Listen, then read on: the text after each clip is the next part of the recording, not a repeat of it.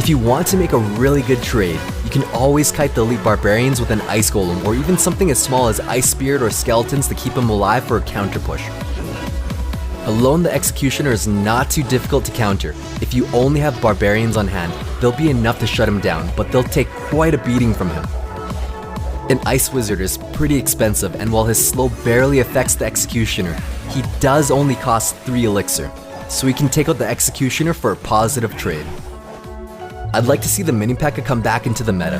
He can tank a bit of the executioner and take him out with 2 swings for another positive trade.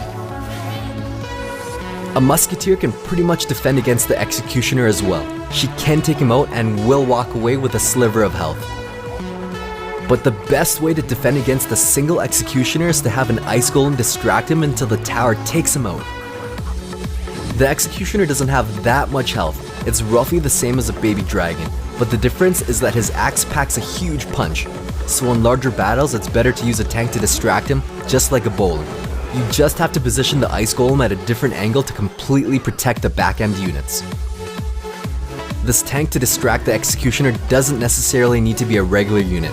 It can be a building. Ideally, Inferno Tower has quite a bit of health, and can take care of the tank in front of the executioner while distracting him so you can angle your units safely away from him. If we see a rise in giant executioner combos, Inferno starts to make sense to use.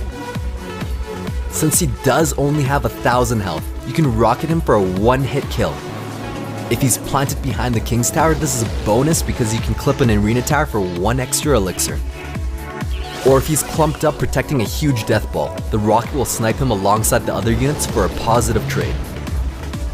So while the executioner shares an incredibly fast load time with the Dart Goblin, its attack speed is severely limited because he has to wait 1.5 seconds for the axe to return before he can start attacking again. At first glance, he's very easy to use, but he's difficult to master to be able to place him perfectly to deny the startup frame of units. He's a unit that shares similarities with a bowler and wizard, but is not a replacement for the bowler, because the bowler has more health and doesn't hit air units.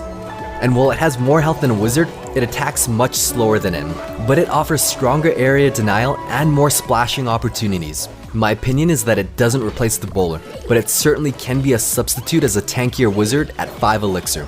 Sure, it can deal over 1000 damage to Arena Tower alone, but so can a wizard. Nobody leaves a wizard alone to wreck a tower, with its interesting splash abilities. If the executioner comes into the meta, we can be sure that mini P.E.K.K.A will make a lot more sense to use again. Thanks for watching.